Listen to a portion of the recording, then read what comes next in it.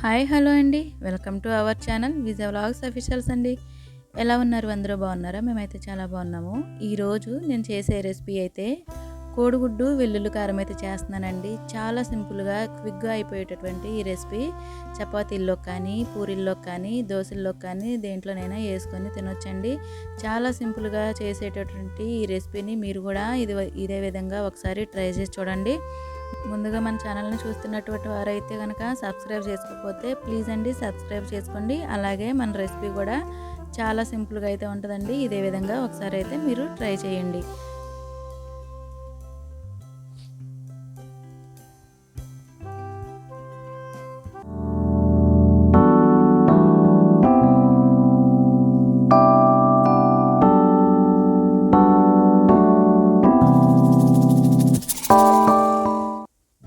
ముందుగా నేను 6 గుడ్లు అయితే తీసుకున్నానండి. వాటర్ వేసి సాల్ట్ వేసి కొంచెం నేను గుడ్లు అయితే ఉడకబెట్టుకున్నాను. మనకి ఈ విధంగా గుడ్లు ఉడికిన తర్వాత చూసారు కదండి, ఇలాగా 4 వైపులా ఇలాగా చాక్తోని ఘాట్లు అయితే పెట్టుకోవాలి. చాలా ఈజీ అండి ఈ రెసిపీ చేయడం. బ్యాచిలర్స్ కానీ పిల్లలు ఎవరన్నా ఉంటే కనుక వాళ్ళు కూడా ఇదే విధంగా ఒకసారి అయితే మీరు ట్రై చేయొచ్చు. అలాగే ముందుగా స్టవ్ వెలిగించుకొని నేను అందులోని లవంగాలు, కొంచెం ధనియాలు, వేరుశనగ పలుకులు వేసుకొని వేపుకుంటున్నానండి. మీకు కనుక ఇందులోకి కావాలంటే నువ్వులైనా యాడ్ చేసుకోవచ్చు. చాలా అయితే బాగుంటుందండి. మసాలా ఇందులోని చెక్క కూడా వేసుకోవచ్చండి. నేనైతే మసాలా చెక్క అయితే మాత్రం పొడి అయితే వేసుకున్నాను. అలాగే ఇవన్నీ కలిపి మనం మిక్సీ గిన్నెలోకి అయితే తీసుకోవాలండి. అలా ఫ్రై అయిన తర్వాత చల్లారిన తర్వాత మిక్సీ ఆటలు పట్టుకోవాలి. ఈ లోపలనే నేను ఆయిల్ అయితే వేడి చేసుకుంటున్నాను. ఆయిల్ వేడయ్యే లోపల మనం ఇది మిక్సీ కూడా పట్టుకోవాలండి. అందులోనే వెల్లుల్లిపాయలు వేసాను. కొంచెం 1 టేబుల్ స్పూన్ కారం, 1/2 స్పూను పసుపు వేసుకున్నాను. కొంచెం సాల్ట్ అయితే తీసుకున్నాను. అవన్నీ మిక్సీ అయితే పట్టుకోవాలండి. ఆయిల్ వేడైన తర్వాత గుడ్లని ఇలాగైతే మనం వేపుకోవాలి. అందులో నేను మళ్ళీ కొంచెం పసుపు వేసుకున్నాను, కొంచెం కారం వేసాను, కొంచెం సాల్ట్ అయితే వేసుకున్నానండి.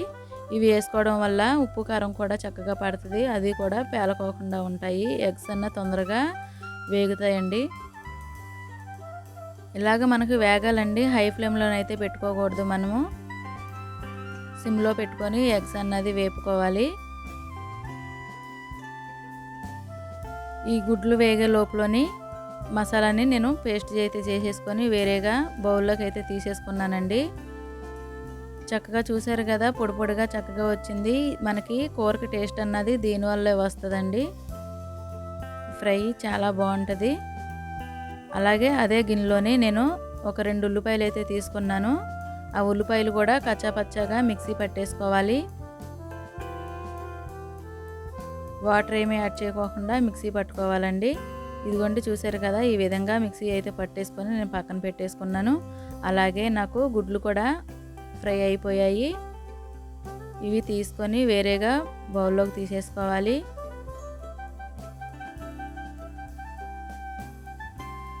ఇలాగా అన్నీ తీసేసుకోవాలండి. ఇప్పుడు మనకి అదే ఆయిల్లోని నేను ఒక 2 పచ్చిమిర్చి అయితే తీసుకున్నాను. 2 పచ్చిమిర్చి, 2 రెబ్బలు అయితే నేను కరివేపాకు అయితే తీసుకున్నానండి.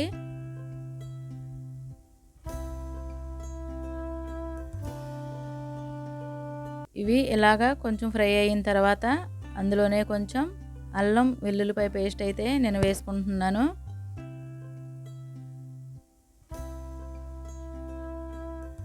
ఇలా అల్లం వెల్లుల్లిపాయలు వేగిన తర్వాత కూడా ముందుగా మనం మిక్సీ పట్టుకున్నటువంటి పేస్ట్ ఉంది కదండి, ఉల్లిపాయలు, అవి కూడా వేసుకొని మనం ఫ్రై చేసేసుకోవాలి. అడుగంటకుండా మాత్రం తిప్పాలండి. ఒకటైతే గుర్తుంచుకోండి, అడుగైతే అంటకూడదు. ఇది లో ఫ్లేమ్లో పెట్టుకొని అయితే మనము ఫ్రై చేసుకోవాలి. ఒక 2 నిమిషాలు అయితే మనము ఇలా వేపిన తర్వాత మూత అయితే పెట్టేసుకోవాలండి. ఒక 2 నిమిషాలు. చూసారు కదా, చక్కగా మనకి వేగిన తర్వాత ఆయిల్ అంతా కూడా బయటికి ఇలాగైతే వచ్చేస్తుంది.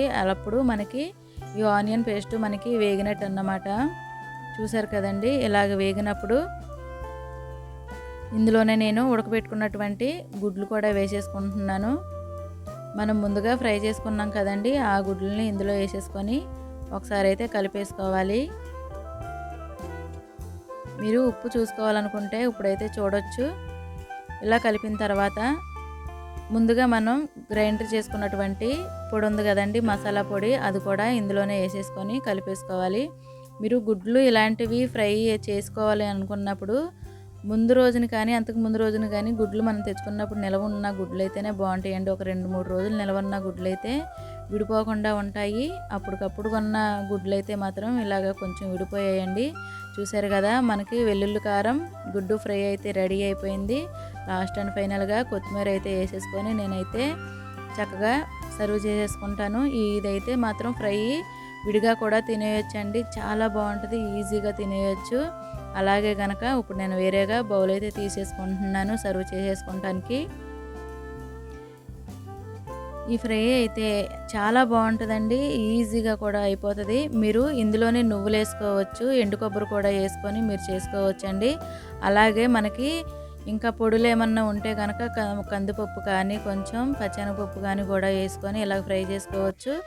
ఇలాగ చేసుకుంటే కనుక చాలా చాలా టేస్టీగా వెల్లుల్లి గుడ్డు కారం అయితే మనకి రెడీ అయిపోయిందండి. వేడివేడి అన్నంలోకి వేసుకొని తింటే మాత్రం చాలా అద్భుతంగా ప్లేట్లు అయితే మాత్రం లాగించేస్తామండి మనము.